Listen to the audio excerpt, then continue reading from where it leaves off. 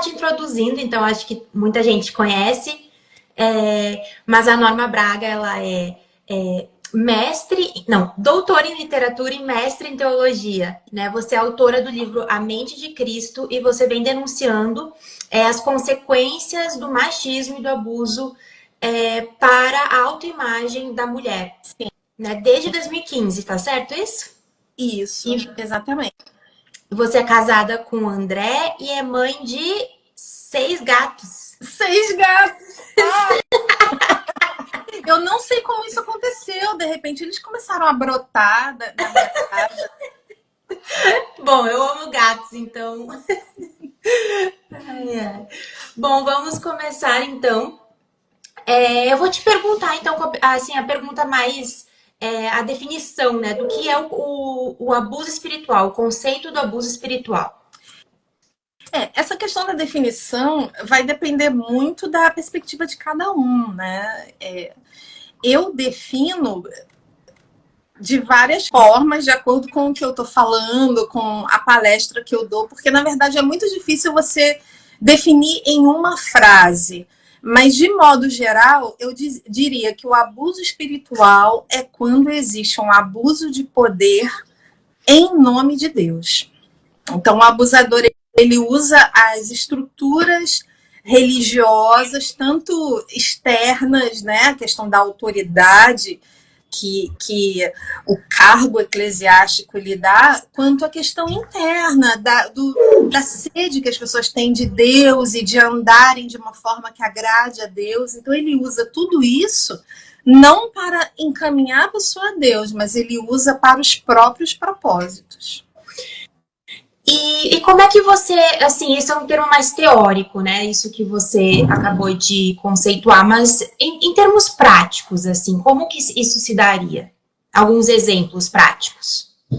Em termos práticos, você consegue perceber o abuso tanto de uma forma muito explícita, que acontece muito em ambientes que não têm uma teologia muito boa, de líderes, né? Aí eu não estou pensando só em pastores, estou pensando também em presbíteros, diáconos, líderes de louvor, líderes de jovens, qualquer pessoa que estiver em posição de autoridade.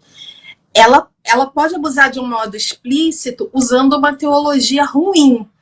Então ela vai falar aquela questão da lealdade, da honra, que se deve dar aos líderes, ela vai se aproximar demais de Cristo, no sentido de só ela tem a verdade, só ela consegue ouvir o Espírito Santo, só ela consegue ter acesso direto a Deus, e você, obedecendo a ela, você está obedecendo a Deus. Então isso é uma teologia ruim, que não enxerga o líder como alguém que está próximo e nos dá o exemplo, mas enxerga de fato o líder como alguém que está muito longe e que exerce domínio.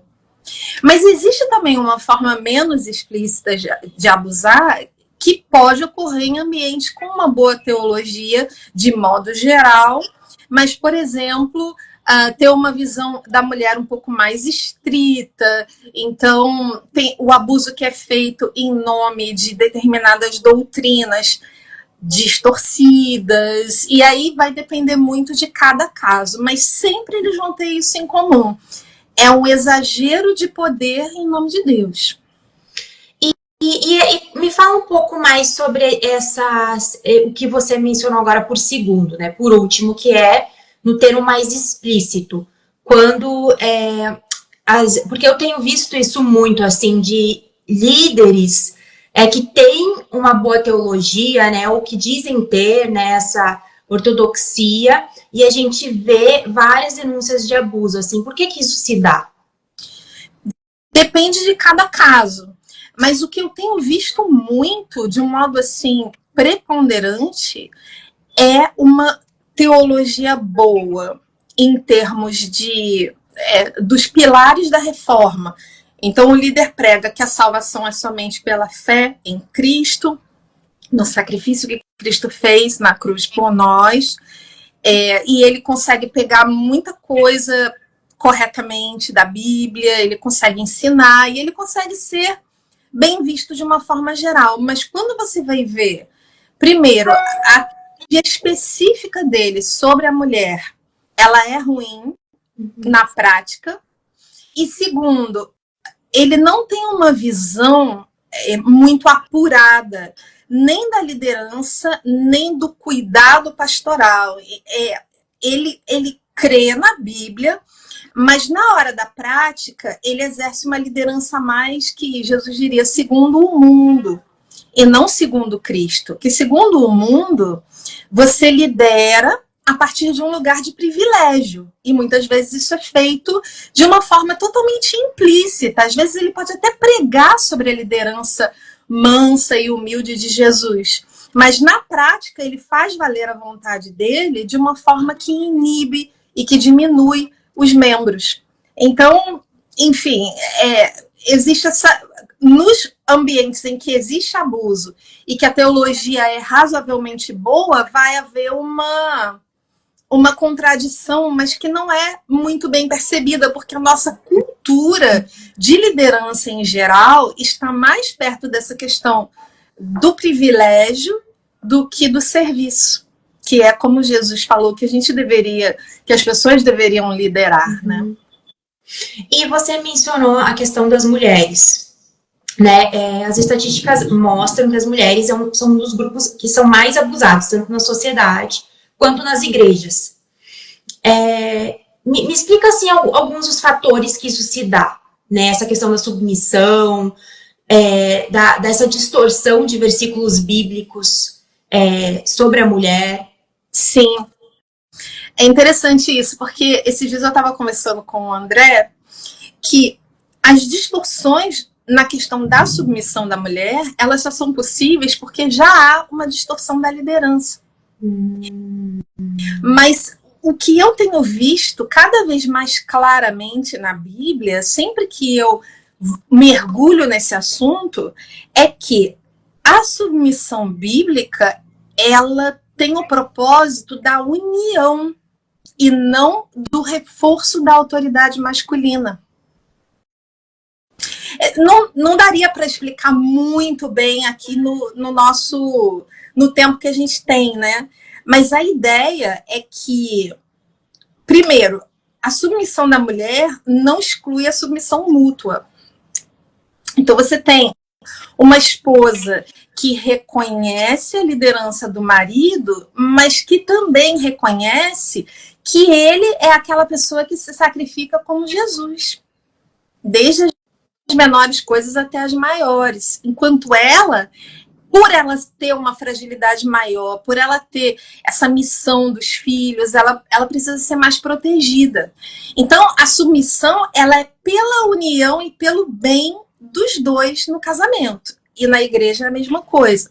Agora, no mundo, como a questão é dominar e ter privilégio, isso aí é torcido para que a submissão se torne um reforço de autoridade e para manter o privilégio, para manter aquele lugar de autoridade que não pode ser contestada. E é muito incrível como sempre que você reforça a autoridade em vez da união, você cai nisso. Você cai nessa visão mais mundana. Uhum. Eu vejo muito isso nas coisas que o Douglas Wilson publica, por exemplo. A ideia dele é sempre reforçar a autoridade, autoridade, autoridade.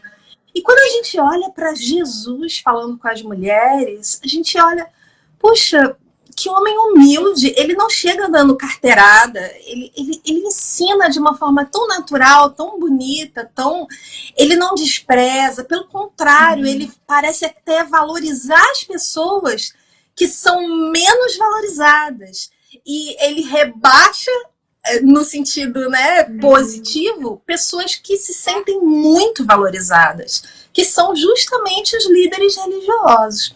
Então, a sensação que eu tenho, e talvez aí eu esteja entrando em alguma outra pergunta, é que de tempos em tempos, a religião cristã, no sentido institucional, ela se degrada, porque as pessoas param de entender a liderança como serviço.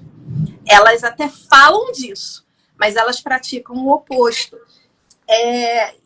E aí você vê a destruição desde dentro, que eu acredito que é o que Jesus se referiu quando falou do fermento dos fariseus. Porque para você ter essa liderança como privilégio, você precisa usar uma máscara de alguém que não erra, de alguém que tem razão, de alguém que tem o poder. Enquanto se você for uma pessoa normal e conversar com as pessoas de um modo normal, em vez de fazer toda essa pompa de líder, a coisa é muito mais natural. É exatamente como Jesus fazia. Ele não tinha pompa nenhuma. Mas a gente gosta de uma pompa, né? A religião institucionalizada gosta de uma pompa. Mas isso que, né, por que eu toquei nesse assunto das mulheres, né? Eu sou advogada de vítimas de violência doméstica e aqui no Brasil tem uma estatística que mostra que 48% das mulheres que são vítimas de violência doméstica são cristãs. Tem um outro profissional que eu falei recentemente que ele aborda assim, grupos reflexivos de homens, né, que foram condenados à violência doméstica, e ele vai dizer que nesses grupos reflexivos, de 10 homens lá, 8 vão culpar a religião pela violência contra a mulher. Então, por que eu estou trazendo esse assunto? É porque é algo que dentro do sistema evangélico, né, dentro da igreja, a gente precisa falar. Com certeza. Porque tem mulheres que estão sendo mortas porque elas não conseguem sair do relacionamento, porque elas se sentem culpadas, né? Porque o divórcio é contra Deus. Outra, porque tem muitos pastores que dizem para elas não denunciar. Eles não acolhem ela, eles não estão preparados para receber esse tipo de demanda. Sim. Né? E tem, enfim, todas as outras questões, né, da vulnerabilidade da mulher na sociedade, né, de ela não ter independência financeira, de ela ter que ficar em casa cuidando dos filhos, que também é algo também trazido, assim, muito da nossa religião, né, do cristianismo. Então, por isso que eu trouxe, assim, né, esse assunto das mulheres, que essa autoridade, esse poder, tanto da liderança, né, nas igrejas, de dizer para essa mulher o que ela tem ou não tem que fazer, quanto desses maridos, né, que exercem essa autoridade de uma forma que é completamente contra os princípios bíblicos. Sim. Né? E às vezes, exatamente, às vezes eu tenho a impressão também que nos últimos anos a gente começou a reforçar muito, por causa da consciência de uma política muito desagregadora da família, que às vezes a gente vê alguns ativistas, né, nessa questão de desagregar a família, muita ênfase em trabalhar fora, no sentido de que casamento já era, a gente tem muita gente desvalorizando o casamento. Aí a igreja, às vezes, puxa, em vez de puxar para o lado da palavra, puxa para um tradicionalismo. E aí você tem um aumento, sim, de um conteúdo teológico que acaba reprimindo, acaba oprimindo, que acaba, enfim, que não é eficaz contra essa desvalorização do casamento. Você não pode idolatrar a imagem do casamento, que é o que eu acredito que acontece quando você tem uma igreja, uma comunidade, uma teologia que proíbe terminantemente o divórcio. Mas se a gente parar para pensar 10 segundos, a gente vai entender que um casamento em que o marido sistematicamente maltrata a mulher com insultos, com palavras desvalorizantes, com proibições, com violência física, com gritos. Esse casamento, ele já não é um casamento mais, porque esse marido, ele está muitas vezes dentro da igreja, recebendo todos aqueles ensinamentos, mas ele está sendo um anticristo para a mulher, porque em vez de ele estar sendo um pequeno Cristo, que é o significado de cristão, ele não está obedecendo a Jesus, ele está fazendo exatamente o oposto. Para a vergonha nossa, ele está se comportando pior do que muitos maridos que não são cristãos. Então, quem é que rompeu o relacionamento conjugal? É ela quando pede o divórcio? Não. é ele quando se recusa terminantemente a mudar, e isso a coloca em risco. Risco de saúde mental, de saúde física e de estrutura na vida. Porque muitas vezes ela quer estudar, ela quer progredir em alguma área e o marido prende, né? Então, assim, é terrível isso.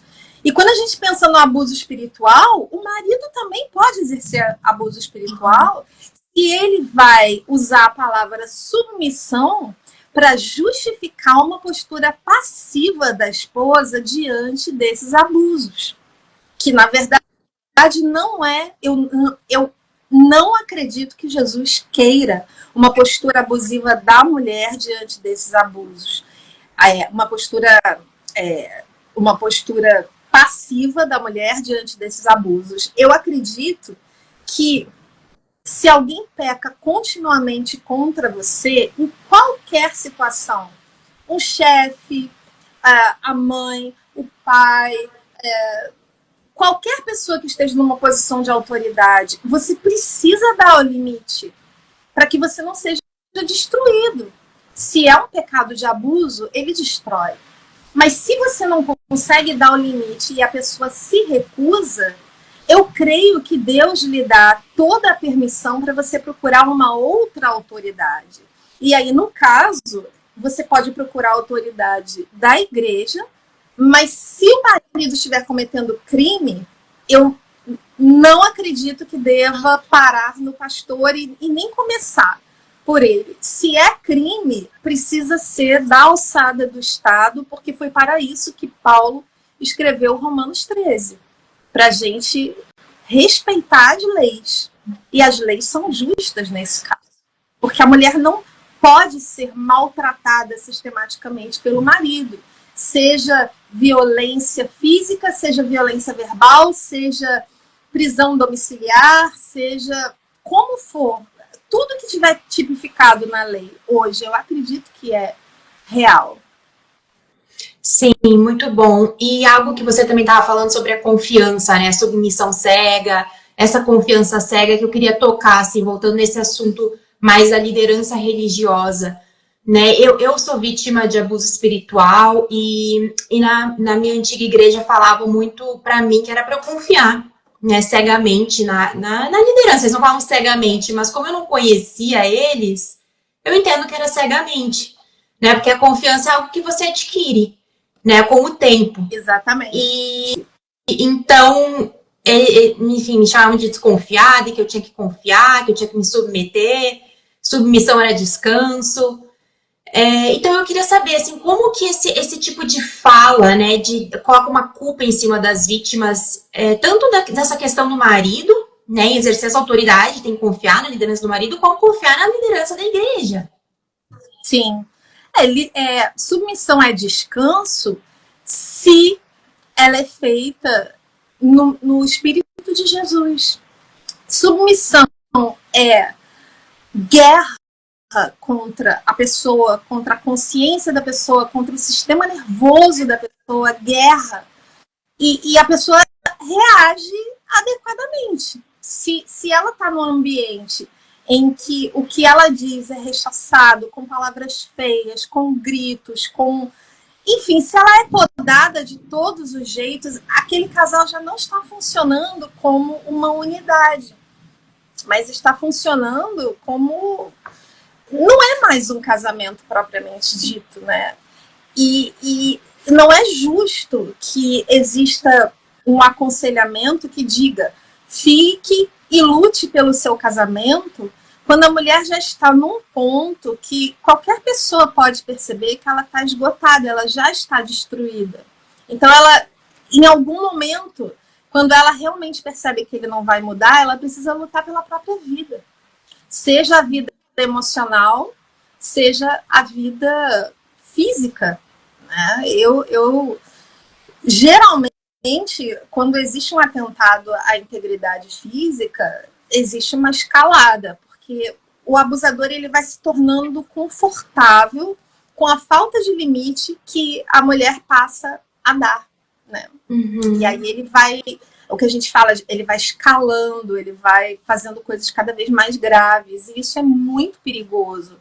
Por isso é muito perigoso você dizer para essa mulher ficar, né? Então, de fato, submissão é descanso, mas para você chegar nesse descanso, você não teve um trabalho de, falo você a esposa, né? Se anular enquanto o outro faz o que quer. Não.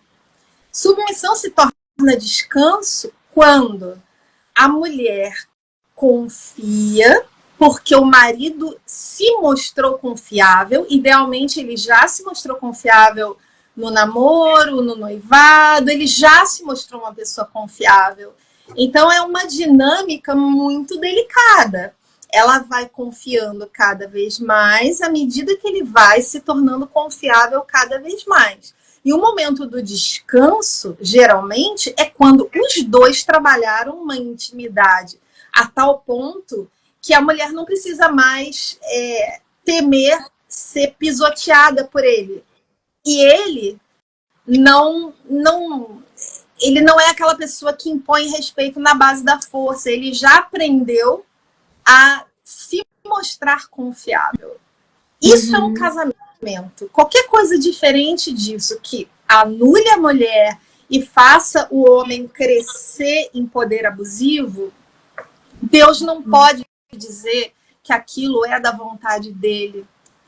Não faz sentido. Preservar a estrutura do casamento, a cara do casamento, não pode o divórcio, enquanto a esposa está sendo destruída, vedada, cortada, de todos os jeitos. E eu vejo essa relação também com a igreja. Sim. Né?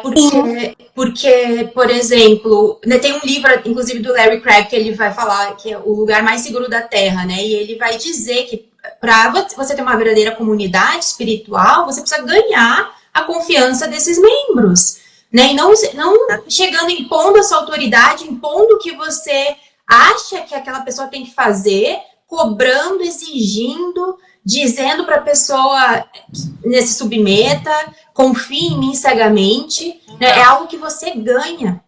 Como que você vê esse tipo de abuso espiritual sendo propagado hoje em dia, assim? Sim, um líder que prega, mas não pratica o que prega.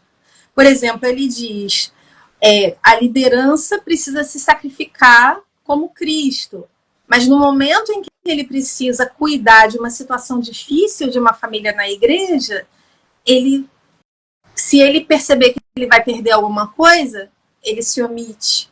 Então aí você vai conhecendo mais pelas ações do que pelo que ele fala. O abusador se revela no que ele faz ou não faz, não no que ele fala. Então ele faz uma promessa para a igreja.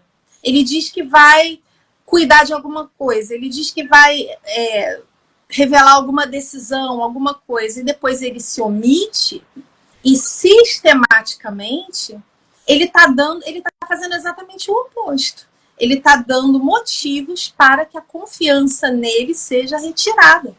E ela deve ser retirada. Porque a qualquer momento, se acontece um problema com um membro e o membro precisa do pastor, ele já vai saber que não vai poder contar. Ou que, às vezes, ele vai se aconselhar com o pastor e o pastor não vai dar bons conselhos. Ele vai dizer, vamos orar, minha irmã. E ele não vai ter a sensibilidade de entrar em cada situação. E isso é terrível.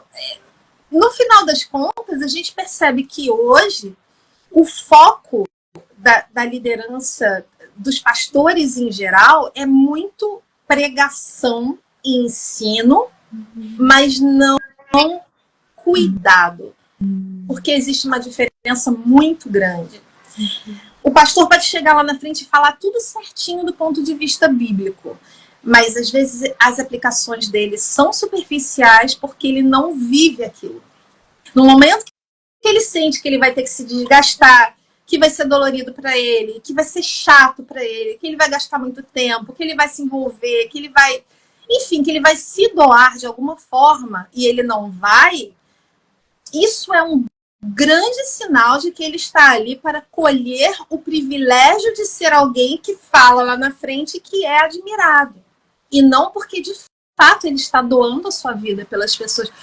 Ser pastor é um negócio muito sério. Ser líder de igreja é um negócio muito sério. E a gente está vendo em todos esses casos de abuso, homens sem temor a Deus brincando de cristianismo. Isso não vai acabar bem e, de fato, não está acabando.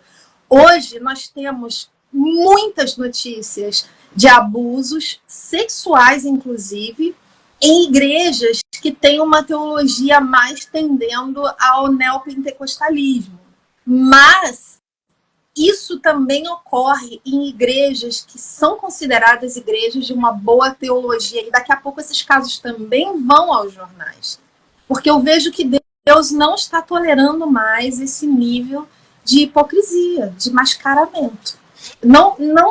A gente não pode mais dizer que a salvação é pela fé e, na hora de praticar o que Jesus ensinou, uma ética maravilhosa que nós temos na palavra, a pessoa simplesmente ela não faz. Ela se omite, ela se isenta, ela mente de púlpito, ela mente para os membros. Enfim, ela mantém o privilégio dela em todas as situações. Então, isso não pode acontecer mais. Eu vejo que Deus está irado com essa situação. E as vítimas são silenciadas, né? Porque elas não têm a mesma voz. Então, elas acabam tendo que ir para a internet e expor essas coisas em público, porque no privado nada foi feito. Exatamente. Isso é uma coisa para a gente pensar. Muitas vezes, a pessoa que não está muito por dentro de tudo o que acontece quando ocorrem casos de abuso, ela diz assim, poxa, é errado ir à internet para contar essas histórias, porque o nome de Cristo é arrastado na lama diante de pessoas descrentes.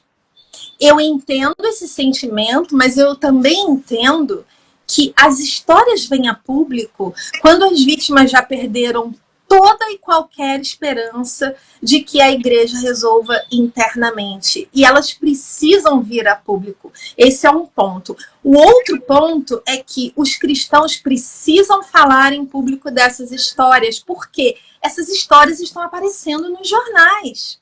Elas estão aparecendo nas redes sociais. Elas estão aparecendo a partir de jornalistas que muitas vezes não são cristãos. Então, se o cristão não entrar nessa discussão e não disser Cristo não tem nada a ver com isso, Cristo ensinou totalmente o oposto disso, não são as pessoas que não são cristãs que vão dizer. E o nome de Cristo vai ser arrastado na lama do mesmo jeito. Aí sim, ele vai ser arrastado. Então, é muito sério o que a gente está vivendo hoje, é muito sério. E quanto mais cristãos puderem estar falando isso, estar falando desse assunto de um ponto de vista bom teologicamente, mais a igreja tem a ganhar. Porque é mais um alerta para a conscientização. O abusador só vai abusar se ele tiver uma pessoa vulnerável. A gente não pode transformar um abusador. Nós não temos o poder de transformar ninguém, mas a gente pode educar as possíveis vítimas. E a gente pode fortalecer essas mulheres, geralmente são mulheres, embora homens também sejam abusados, jovens dos dois sexos estão numa posição mais vulnerável também. A gente pode educar e fortalecer essas pessoas para que elas consigam reconhecer logo nos primeiros sinais quem é o abusador. E nós vivemos em uma sociedade em que a culpa é colocada na vítima, né? E a gente vê isso nos casos de violência doméstica, a gente vê isso, eu vejo isso com as minhas clientes indo na delegacia, tentando provar que ela de fato foi agredida, né? A gente vê isso como sociedade de não acreditar nas vítimas, né? E nós, como igreja, a gente deveria ser diferente. Né? A gente deveria ser os primeiros a ouvir a história dessas pessoas, né? Sem julgar.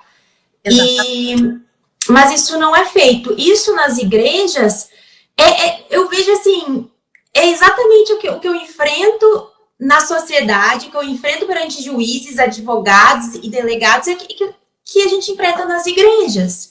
né? Essa falta de arrependimento, essa culpabilização da vítima, como se ela tivesse sido culpada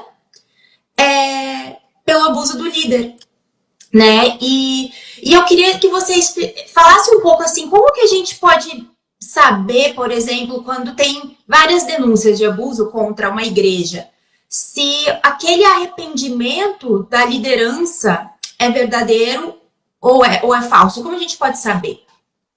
De novo, isso que eu aprendi com a doutora Diane Langberg. Eu recomendo todos os livros dela. Ela é uma psicóloga especializada em abuso e ela é fantástica. A doutora Diane Langberg fala esse princípio que eu já falei, mas vou falar de novo, que serve para muitas coisas. Você não presta atenção tanto no que ele diz, mas no que ele faz. Então ele diz, estou arrependido, mas ele não pede um perdão qualificado para as vítimas. O que é um perdão qualificado? Se eu cometo um pecado contra o meu marido, eu vou sentar com o meu marido e eu vou falar, querido, me perdoa, porque eu fiz isso, isso, isso. Eu pequei contra você, então eu tô aqui pedindo o seu perdão. Eu prometo que eu não vou mais fazer, eu vou orar a Deus, vou pedir para ele não deixar eu fazer mais, para ele me transformar. E ok, eu pareço realmente bastante arrependida, eu nomeei o meu pecado, eu pedi perdão, eu pareço bastante compungida, mas o que vai mostrar que realmente eu me arrependi é o tempo, o quanto eu estou me dedicando a uma mudança significativa e ao longo do tempo. Por isso é difícil. Mas o que está acontecendo hoje é que nem o menor indício de um arrependimento verdadeiro é exigido de uma liderança que cai desse jeito. Porque ele acha que um pedido de perdão genérico ou um pedido de perdão fajuto, que é esse pedido de perdão que diz: me desculpa se eu fiz você se sentir mal, isso não é um pedido de perdão. O pedido de perdão reconhece o erro, em vez de colocar o erro na outra pessoa. Ah, você que se sentiu assim, você que é frágil, você que tá cheio de mimimi, isso não é pedido de perdão. Uhum. Então, muitas vezes a liderança não faz nem isso, ela não nomeia. No livro Uma Igreja Chamada Tov, tem uma coisa que me emocionou muito quando eu li. São as litanias de pedido de perdão. Ele coloca ali o Scott McKnight e a Laura Barringer, que pai e filha, né, os dois escreveram um livro. Nesse livro, Uma Igreja Chamada Tov, eles colocam um modelo de pedido de perdão à igreja. E esse modelo é maravilhoso, porque ele é muito detalhado. Ele diz assim: nós, fulano, cicrano, beltrano, da liderança, estamos aqui para pedir perdão a fulana de tal, porque em um primeiro momento nós não acreditamos na denúncia de abuso que ela nos trouxe e nós verificamos que essa denúncia era real. Portanto, nós aqui estamos pedindo perdão a ela por isso e dizendo que ela falou a verdade. Isso é um pedido de perdão. Ainda assim, você precisa ver se de fato aquele líder está demonstrando mais cuidado com a imagem dos membros que ele pastoreia ao longo do tempo. Mas a liderança não quer fazer nem isso. Mas ele pediu perdão. O que falou exatamente? Geralmente é um pedido de perdão genérico. Por quê? Porque as pessoas acreditam. Porque as pessoas acham bonito pedir perdão. Mas se eu dissesse para o meu marido, se eu tivesse preocupada com a minha imagem e dissesse para ele: desculpa se eu fiz você se sentir desse jeito aquele dia, isso não ia valer de nada. Só que se eu digo: me desculpa porque eu levantei a voz ontem com você, eu fiquei irritada, me desculpa, eu não quero gritar com você. Aí ele vai pensar, de fato, a Norma tem um problema, ela, quando ela fica irritada, ela aumenta a voz. E isso, o líder que não está arrependido, ele não quer que a igreja pense. Se ele disser, pedimos perdão porque não acreditamos na denúncia de abuso, a igreja vai pensar, a liderança não ouviu direito, a liderança tende a não acreditar nas pessoas que estão sofrendo, isso é um absurdo, já faz anos que a pessoa está denunciando e nada acontece. Isso é ruim para a imagem dele. Mas quem está realmente arrependido não está se importando com a imagem, está se importando sim com Deus em primeiro lugar. Isso é temor a Deus. É você confessar o seu pecado com honestidade, mesmo pagando o preço de ter a sua imagem diminuída diante da igreja. Ah, então ele não é infalível. Ah, então ele não é aquela pessoa que está sempre vendo a verdade tal como ela é. Ah, olha só, ela denunciou há anos. E agora ele está dizendo que estava errado. Será? Será que ele não viu que era verdade há mais tempo? É um negócio que ele está se arriscando. Se ele de fato estiver arrependido. Se ele não tiver, ele não vai se arriscar e o pedido de perdão genérico vai enganar as pessoas. Isso é o mais triste. E os atos subsequentes dele é o que realmente vai provar que ele se arrependeu, né? Porque às vezes, num primeiro momento, ele até pode ter tido aquele sentimento de culpa, né? Mas é um sentimento de culpa, não é um verdadeiro arrependimento, né? Então, são os atos, isso demora, né? Para você... O arrependimento não é um dia. Ele é longo. Eu acho que é a Diane Lambert que fala isso, ou é Scott McKnight, não me lembro. Mas é configuração.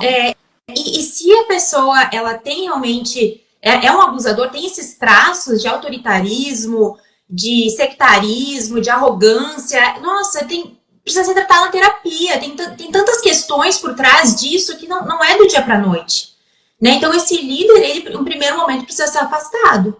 Né? Porque ele é um perigo para a igreja. Ele é um perigo para as ovelhas de Cristo.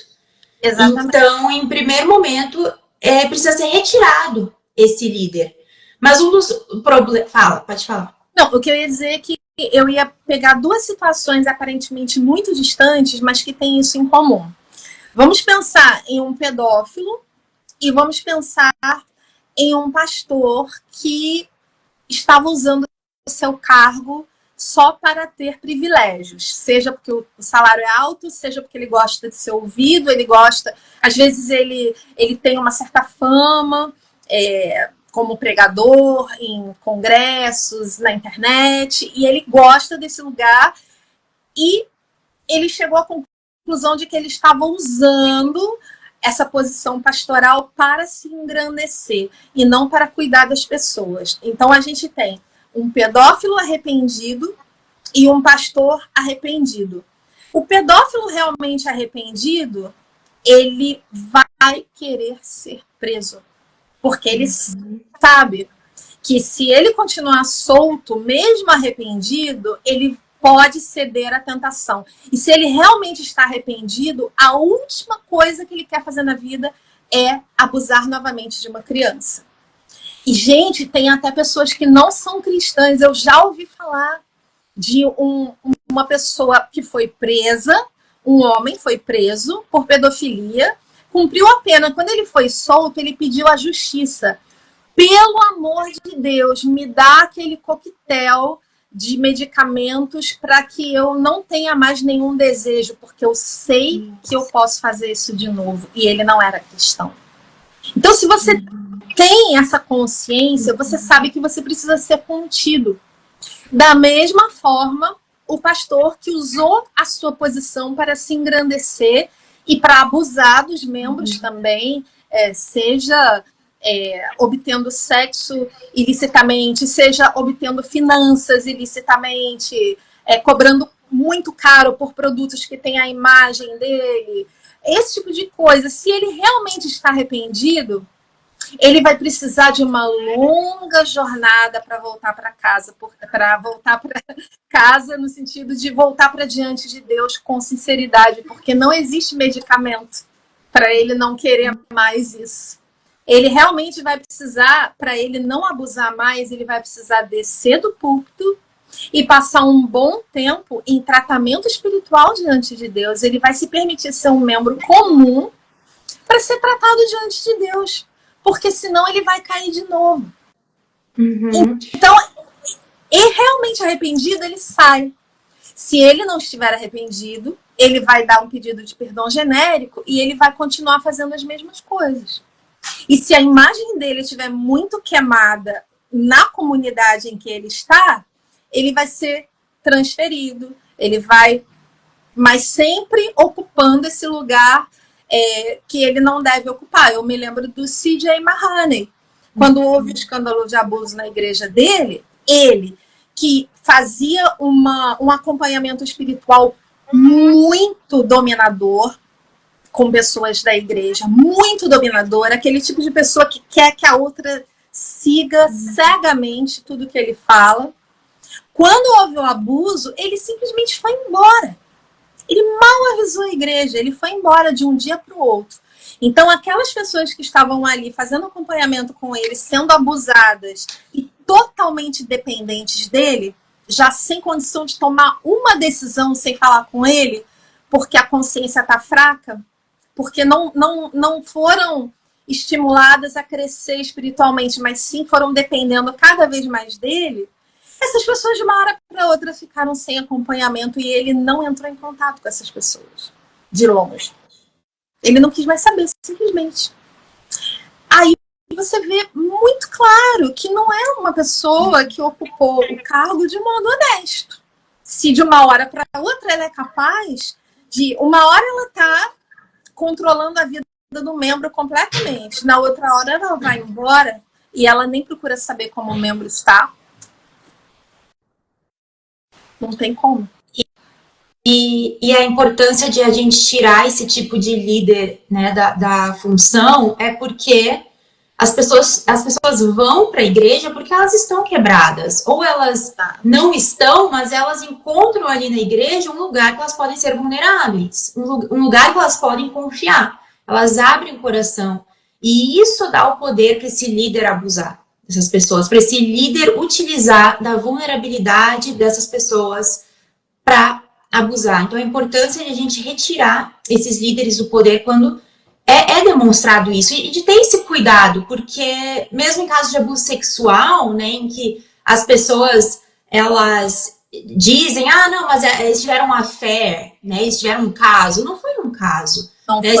Se ele é líder e ela é liderada, ele teve ali várias chances de manipular essa menina para tirar vantagem dela.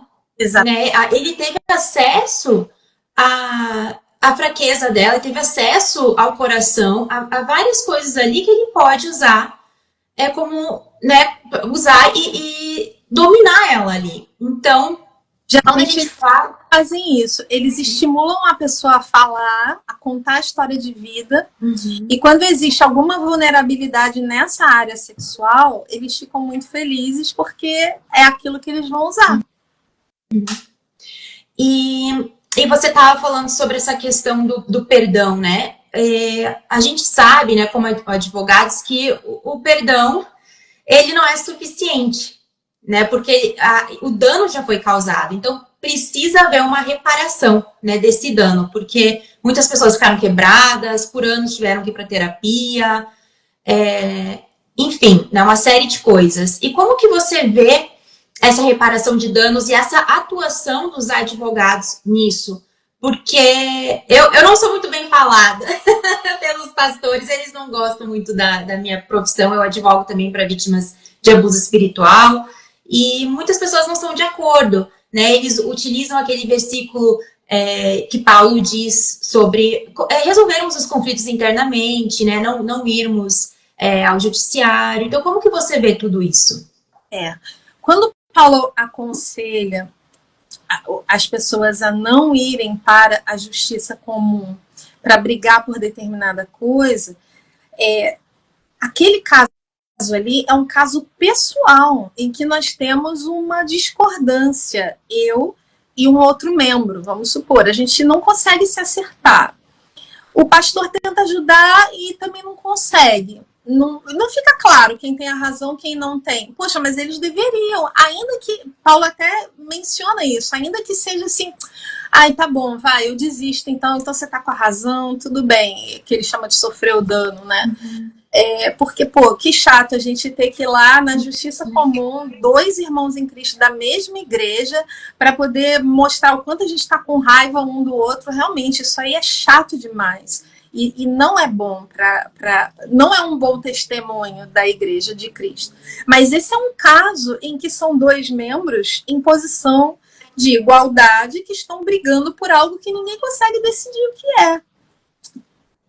Não é o caso, absolutamente não é o caso de uma pessoa numa posição de autoridade espiritual que tira algo do membro, ainda que seja um bem que não é tangível, tira a paz espiritual, tira, enfim, a pessoa fica com crise de ansiedade, ela sente que tem que tomar remédio, tudo isso por causa do contato com esse líder que ou é autoritário demais e quer controlar a vida da pessoa, ou ele recebeu uma denúncia de abuso e ele não acreditou, e isso às vezes tem o mesmo impacto emocional do que o próprio abuso. É horrível. Se você está falando a verdade e o seu pastor não acredita, você começa a duvidar de si mesma. É um negócio muito triste.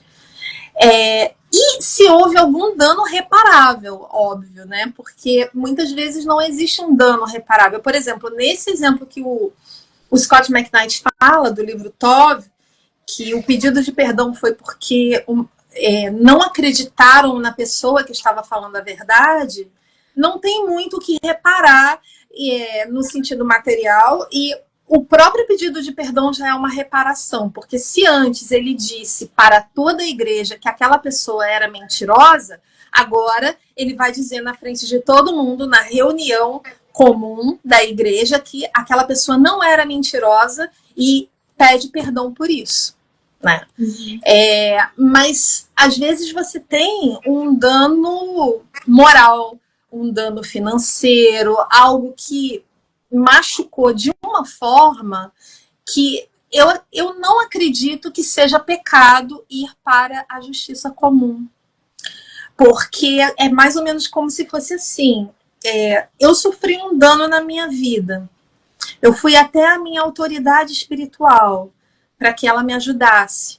Essa autoridade espiritual dobrou o dano quando não acreditou em mim, quando fez pouco caso de mim e quando falou mal de mim para as outras pessoas, para que eu ficasse desacreditada quando eu dissesse que o líder teve tais e tais reações. Então, eu não vejo nenhum obstáculo para essa pessoa recorrer à autoridade de que Paulo fala em Romanos 13, caso seja qualificado como crime. Porque muitas vezes essa autoridade ela é tão pecaminosa, essa autoridade espiritual, que ela não vai chegar a esse pedido de perdão. E a imagem da pessoa vai ficar manchada diante da igreja toda. E isso precisa ser reparado. Uhum. E eu acho importante também dizer algo que eu falei ontem para uma cliente minha, que ela é vítima de abuso espiritual, sobre a justiça, né? Que o perdão, ele não exclui a justiça. Não exclui. Né? Pelo contrário, né? Eles estão juntos nisso, assim. Então, eu vejo esse trabalho, né, de advogados como realmente agentes, né, da justiça. E eu espero que ainda, isso aqui no Brasil, eu sei que ainda não é bem propagado, né, mas que tenha esse crescimento, né, porque isso também traz esse temor, né, diante da igreja, diante dos pastores, que eles não podem fazer o que eles querem. Exatamente. Né? A gente precisa ser bíblico, precisa ser bereano. Vamos lá, para vocês aí que estão ouvindo, só para vocês, né, pensarem, quando foi que Jesus elogiou uma pessoa dizendo realmente essa pessoa se arrependeu. Muito bem. Quem foi esse homem? Vou dar a dica aqui. Foi um homem que Jesus elogiou porque realmente tinha se arrependido. E aí, foi Zaqueu. Gente, quem foi? Foi Zaqueu. Zaqueu falou primeiro, ele reconheceu o erro dele na frente de todas aquelas pessoas que estavam seguindo Jesus. Ele disse: no meu trabalho eu defraudei pessoas, eu tirei mais dinheiro do que eu deveria ter tirado. Mas ele parou aí? Não. Ele falou: eu vou devolver mais do que eu retirei. E aí Jesus falou: não, que exagero, Zaqueu, não precisa não, é só pedir perdão. Ele falou isso? Não. Ele falou: realmente houve arrependimento real. Um arrependimento em que a pessoa não sai de cena, pelo contrário, ela continua pecando os mesmos pecados e não pensa em reparação, não é arrependimento. Não é arrependimento. E a partir do momento que Jesus diz que o arrependimento de fato se compõe de um pedido de perdão e de uma promessa de reparação, e essa promessa é cumprida, se existe a necessidade de reparar, é preciso reparar. Se, por exemplo, vamos supor, um líder de igreja vendeu algo que não tinha a qualidade que ele dizia que tinha, e ele atrelou esse algo à própria imagem espiritualizada, né? Vender algo assim, uma fraude, né? Ele precisaria restituir. Só que a nossa justiça no Brasil também é lenta, né? Tem isso. Sim. Também. Tem isso também. E eu queria te fazer uma última pergunta para você, que nosso tempo está acabando, e também dizer para o nosso público, se tiver alguém que tem alguma pergunta, alguma coisa, pode colocar aí enquanto a gente vai finalizando aqui. Eu queria saber, quando nós temos como cristãos denúncias de abuso contra a liderança, né, ou outros pastores da igreja que a gente leva a liderança, como que isso deve ser tratado de maneira bíblica? Eu escuto falar muito do tal Mateus 18, mas eu sei que com vítimas de abuso, você não pode colocar o abusador junto com a vítima de abuso, né? Então, tudo isso, e como a liderança também vai ser uma pessoa imparcial, né? Para julgar esses casos, para investigar isso. Então, nos fala um pouco como deve ser tratado. Eu vou dar um exemplo que se encaixa em Mateus 18. Uma pessoa que eu prezo muito falou coisas horríveis para mim. Coisas horríveis. Escondido, sem ninguém saber. Aí, em vez de eu ir lá e falar com essa pessoa e dizer: olha, você me falou coisas horríveis, você realmente acredita nisso? Você vai continuar, né? Você não vai me pedir perdão? E aí ele vai dizer: não, eu acho que é isso mesmo. Aí você chama outro. Aí você vai seguindo aquele processo. Mas, olha só que legal. Jesus está dizendo: dê a chance para ele se arrepender. Isso é Mateus 18. Mas no caso de um líder que abusa e que tem várias denúncias parecidas, por exemplo, a igreja dele está cheia de denúncias de abuso e ele sistematicamente se omitiu, por exemplo. Ele não resolveu de fato aqueles casos, ele simplesmente se omitiu. Não faz sentido Mateus 18, porque, primeiro, não é um caso particular dele com um membro em particular, é algo que atinge a igreja toda e é algo sistemático, é um padrão. Então aí você não vai recorrer a esse caso de um irmão que falou coisas horríveis e que você precisa se reconciliar com ele. Não, você vai colocar em dúvida o caráter daquele líder. Ou seja, você vai pensar se aquele líder não seria, na verdade, um lobo disfarçado. E aí a coisa é mais séria. Você não tem como como vítima, você não tem como ir lá para confrontar, sendo que ele te machucou de uma forma que, se você for lá, ele vai machucar de novo, porque ele tem autoridade para isso.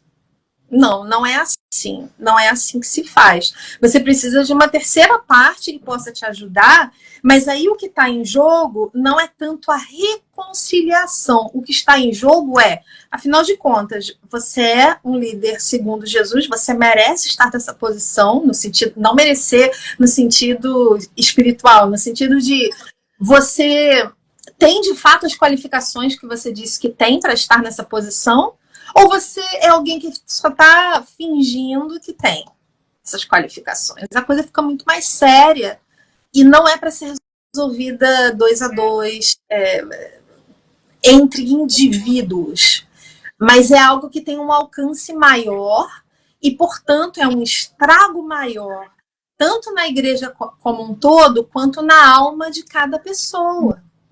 Então, vamos lá. Mateus 18, eu tenho que ir lá falar só com o líder, sendo que existem indícios de que ele está fazendo isso com outras pessoas? Não faz sentido. Se for assim, ele nunca vai ser parado.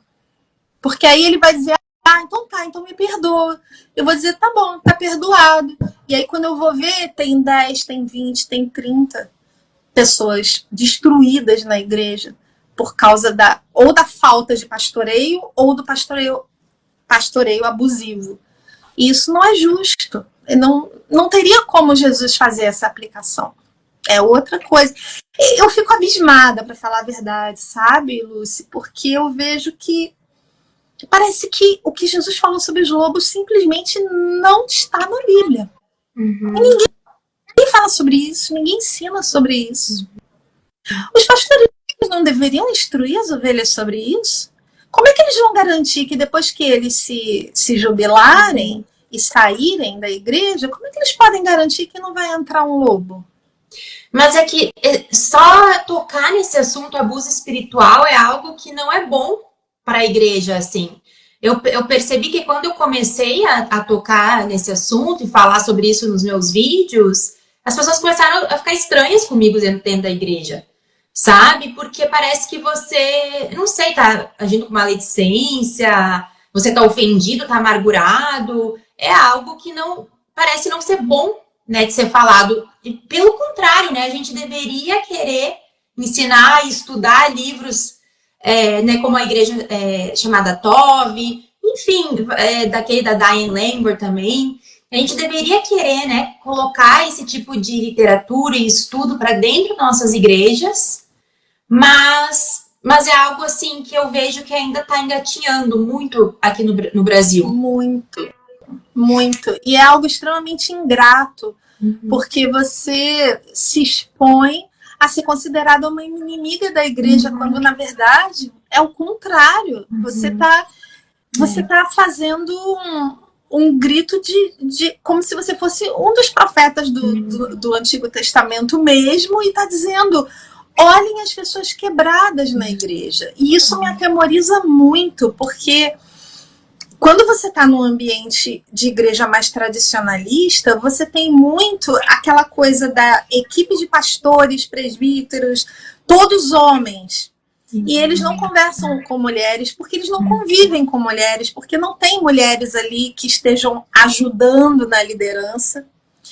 E aí fica aquela coisa, as mulheres ficam sabendo de coisas horríveis que não vão chegar lá. E quando elas chegam, eles não têm nenhuma categoria para poder descrever, para poder entender o que aquela mulher está passando. E isso é muito horrível, né? A gente precisa de uma igreja mais plural, em que as pessoas conversem mais, em que as pessoas confiem mais umas das outras, e que o pastor não seja aquela figura que fica lá longe e que realmente não sabe o que está acontecendo na igreja, porque fica muito pesado. Eu vejo sistematicamente uma quantidade muito maior de mulheres entendendo essa questão do abuso do que de homens. Mas aí numa igreja que só tem homens na liderança, como é que vai fazer? Como é que vai ser? Será que eles já não estão numa cultura de eu vou desconsiderar o que mulher está falando, porque afinal, né, A mulher é mais facilmente enganável. Eu já ouvi líderes Eu já ouvi também. Pois é. Então, E é um negócio um pouco desesperador quando a gente para pensar. Mas se a gente tem certeza que Deus chamou a gente para isso, a gente precisa olhar para isso também. Até que ponto os líderes estão dispostos a ouvir mulheres? Porque o abuso não é um negócio fácil de entender. Não é fácil entender. Não. Porque, para começar, o homem, de modo geral, ele precisa entender por que a mulher é mais vulnerável em geral. E eles não entendem. Eles falam, a mulher é mais frágil, porque Pedro fala que a mulher é mais frágil. Mas, então, vamos aplicar a questão do abuso? Por que quando a gente fala na questão do abuso, todas as mulheres viram bruxas poderosíssimas que querem destruir a igreja? A gente vê isso muito também na questão das minorias, né? A gente vê racismo acontecendo dentro das igrejas, a gente vê homofobia, né? Mas o que eu vejo mais na liderança da igreja é tentar combater, né? O feminismo, o LGBT, tentar, enfim, combater esses grupos mais vulneráveis, mas eles mesmos que estão abusando desses grupos, né? Na minha experiência foi o que eu vi. Mas alguém perguntou algo aqui que eu achei interessante. Se o abuso espiritual é feito apenas de um líder para um membro, ou pode também um membro abusar espiritualmente ou emocionalmente de um líder? Olha, até pode. Assim como pode também um amigo abusar de um outro amigo, mas é muito difícil. Porque existe já uma distância. É muito difícil. Muito difícil. É muito mais comum e muito mais fácil abusar a partir de um lugar de autoridade. É algo assim, inclusive, que é muito claro na Bíblia. Porque a Bíblia quer chamar a nossa atenção para as pessoas mais vulneráveis o tempo todo. Então, as viúvas, os órfãos, os estrangeiros, os pobres. Por que a gente tem que olhar mais para essas pessoas? Porque essas pessoas passam invisíveis com muito mais facilidade. Os nossos olhos estão em pessoas poderosas. Porque os poderosos é que mandam, né? Isso é muito óbvio. Então, esse olhar de olha para os vulneráveis, eu vejo que a gente está perdendo porque a gente está achando que falar de vulnerável é coisa da esquerda. E não é bíblico. É claro que eu também acho que existe um ativismo a partir de grupos vulneráveis que não é saudável e não é correto. Existe um ativismo agressivo. Mas isso não é desculpa para a igreja não ser bíblica. Pelo contrário. Senão, quem é que vai cuidar? Se o ativista está mais preocupado em ganhar poder também do que realmente cuidar dos vulneráveis, e a igreja olhar para os vulneráveis e dizer, mas isso é coisa da esquerda, eles estão mais abandonados ainda do que eles nunca estiveram. Então a gente tem que repensar muito a nossa postura. Aí eu estou falando mais dos cristãos conservadores, né? Que hoje estão mais vocais, estão aparecendo mais, isso também tem um lado bom, mas a gente tem que colocar a mão na consciência, porque senão a gente vai se colocar do lado dos poderosos e vai querer o poder do mesmo jeito. E com isso a gente vai atropelar vulneráveis ao longo do caminho, porque quando o poder se torna um objetivo, você sempre vai atropelar aquela pessoa que você não está olhando ou que você não quer olhar. Aquela pessoa que vai vir buscar ajuda e que você vai deixar ferida no canto da estrada, assim como aquela pessoa que o samaritano ajudou. Então a gente tem que olhar, vamos entender melhor as histórias da Bíblia, vamos olhar mais para Jesus, vamos olhar mais para as ênfases da Bíblia e vamos parar de fazer guerra cultural em cima de coisas que Deus não mandou a igreja fazer. Imagina se Deus tivesse falado com Paulo, vai lá brigar com o Império Romano porque eu quero botar um monte de cristão para mandar. Isso não faz sentido, gente. É claro que é bom votar em alguém cristão, mas essa nossa primeira missão, eu tô vendo conservador só falar disso. Vamos voltar à palavra. Vamos voltar ao evangelho. E também respondendo essa pergunta, eu diria que não tem como um liderado abusar espiritualmente na definição do abuso espiritual, pois o abuso espiritual implica você ter poder sobre a pessoa, né? O liderado não tem esse poder sobre o líder, né? Então, aqui o que a gente está falando, nesse conceito de abuso espiritual, o líder abusar espiritualmente do liderado. Muito bom. Tá bom? Muito boa observação. Porque às vezes você tem, por exemplo, uma esposa abusiva em relação ao marido, e o marido fica com vergonha de falar, porque seria ridículo ele falar, quer dizer, na cabeça dele seria ridículo, que eu apanho da minha mulher. Mas isso existe. Agora, vai dizer que a grande maioria? Não. A grande maioria das vítimas de abuso de violência doméstica são mulheres, até porque elas são as mais frágeis. Um homem é mais forte, gente. Na maior parte dos casos. Um homem tem o poder de estuprar uma mulher, o oposto não. Então a gente tem que abrir os nossos olhos para reaprender o óbvio. A igreja não pode ficar idealizando num sentido negativo as feministas como poderosíssimas. Gente, a mulher continua frágil do mesmo jeito que ela sempre foi. Então não vamos deixar de olhar para as mulheres que são vitimadas só porque existe o feminismo no mundo. E você é contra o feminismo por princípio, porque de fato isso acontece. A gente começa a olhar o mundo como se o oprimido não existisse. E isso não é conservadorismo. Isso não é conservadorismo. E você é uma conservadora. Eu sou uma conservadora. Eu sou uma conservadora que percebeu que as coisas que ela sempre viu de errado na esquerda, no feminismo, etc., estavam fazendo com que eu não visse as coisas erradas da direita hoje. Essa direita representada por Trump, que muitos brasileiros gostam. Essa direita tem muitos problemas também. E eu estava meio que fazendo um olhar seletivo. E eu me arrependi disso. E eu sou conservadora ainda, mas num sentido que não está dependendo da nossa cultura atual. Eu não votaria no Trump. Eu não tenho mais esse olhar de quase como se não existisse opressão no mundo. E aí eu não posso falar nem da palavra opressão. Tem gente que não quer nem que a palavra opressão seja mencionada, porque acha que é uma palavra politicamente carregada. Mas é uma palavra bíblica. Então, vamos deixar a Bíblia mandar nas nossas palavras e na nossa mente. Uma última pergunta. Essa pergunta eu acho muito excelente. Como que a gente diferencia o falso pastor, aquele falso profeta, o lobo, de um pastor que estava muito equivocado, que falhou muito? É o mau pastor, né, que a Bíblia fala. O mau pastor, ele deixa espaço para o lobo vir. Vamos pensar na história de Eli e dos filhos de Eli. Ele era, né, da linha dos sacerdotes e os filhos dele eram sacerdotes também.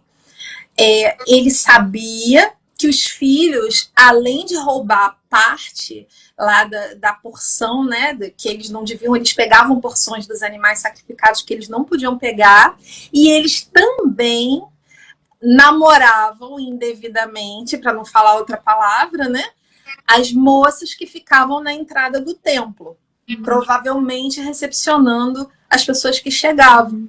Então, eram abusadores. Eles estavam usando a posição de sacerdócio para pegar o que não deviam em dois sentidos. E ele, como pai, deve ter feito assim: meus filhos, não façam isso. Ele não tomou nenhuma atitude enérgica para que aquilo acabasse. Então, vamos lá. Ele foi um mau pastor e os filhos, lobos. Os filhos estavam lá intencionalmente para se locupletar, né? Para tomar coisas indevidas para si. E ele não, ele foi apenas negligente. Mas apenas quando a gente pensa no final que eles tiveram, eles foram condenados do mesmo jeito. Porque no mesmo dia que os filhos morreram em batalha, ele morreu. Quando ouviu a notícia, ele cai da cadeira e ele morre. E isso é muito sério, porque para Deus, eles trabalham em uma sinergia. Se não houvesse o mau pastor, não haveria o abusador. Se alguém está ali de fato protegendo as ovelhas, o abusador ele é logo descoberto, ele é logo posto para fora, ou ele nem entra, porque ele não consegue. Então é preciso tomar muito cuidado, porque é um alimentando o outro. Porque no final, a indiferença à dor das ovelhas, a negligência e a inação, elas são facilitadoras do abuso. Portanto, essas pessoas vão ser condenadas também. Porque elas estão, de novo, ocupando um lugar que elas não deveriam ocupar. Elas estão ali fazendo uma imagem de que cuidam das ovelhas, mas elas não cuidam. E aí, lê Ezequiel 34, que você vai ver exatamente como é essa dinâmica, né, do mau pastor e do lobo. Nossa, muito bom. E também a omissão, né? Se omitir de socorrer alguém é crime, né? No nosso ordenamento jurídico. Exatamente. Muitas vezes vai ser recomendado, sim, denunciar e buscar justiça, a justiça humana, porque muitas vezes vai ser a única forma de parar a pessoa que está fazendo isso. Quando você tem por anos os mesmos problemas e essa pessoa que está cometendo esse erro, esse crime, já demonstrou que vai continuar cometendo, eu acredito que a justiça dos homens é até mesmo da vontade de Deus. Se a pessoa não vai à justiça, ela está colocando muita gente em risco, porque essa pessoa que está lá naquela posição de abusar, ela não vai parar. Ela já deu sinais de que ela não vai parar. Então, se você se esforça para parar ela pela lei humana, eu creio que você está fazendo a vontade de Deus. Nossa, muito bom. A gente passou bastante nosso tempo, mas eu queria te agradecer, Norma. Eu sei que você está muito ocupada, mas a te agradecer porque esse assunto é tão importante. Você é uma referência aqui no Brasil, né? A gente precisa ter mais vozes falando sobre isso. Então, muito obrigada por nos dar essa aula essa noite. E também dizer para as pessoas que quem precisar ser acolhido, tiver alguma denúncia de violência doméstica, vocês podem me chamar, né, de abuso espiritual, eu sou advogada, eu posso ajudar. Sim. Tá bom? Então, queria agradecer a todo mundo, obrigada por estarem com a gente, tenham uma boa noite. Ah, sim, esqueci. Não te deixei falar. Do Clube de Leitura. A gente vai fazer a segunda edição do Clube de Leitura. Semana que vem já vou começar. Tá um pouco às pressas, né? Porque, enfim, outras coisas entraram no caminho. Mas as inscrições vão abrir na segunda-feira. Então, vocês podem entrar lá no meu perfil do Instagram e preencher um formulário, porque eu vou privilegiar as pessoas do formulário na hora da inscrição. Tá bom? É um encontro super gostoso. A gente vai ler esse livro Ativismo Religioso, um chamado contracultural de combate às distorções, abusos e feridas na vida da igreja, da Gláucia Afonso. E vai ser muito bom, gente, porque a gente conversa, tem momentos de interação, e tudo isso que eu falei aqui, meio que na pressa, né? Porque a gente tem pouco tempo, são ensinamentos que eu passo nesses clubes de leitura. E, se Deus quiser, eu vou sempre abrir uma edição sobre abuso, porque como eu falei, né? O conhecimento se torna uma arma, inclusive para que a pessoa não se sinta culpada pela ideia de denunciar, pela ideia de fazer alguma coisa. Ela tem que ter uma teologia aplicada a essa questão, para que ela possa fazer a coisa certa diante de Deus com o coração limpo. E eu estarei lá, eu e meu marido, E quero recomendar a todos que realmente participem, assim, é um assunto muito importante. Amém. Obrigada, Obrigada, Norma. Até mais, gente. Beijo. Tchau. Tchau.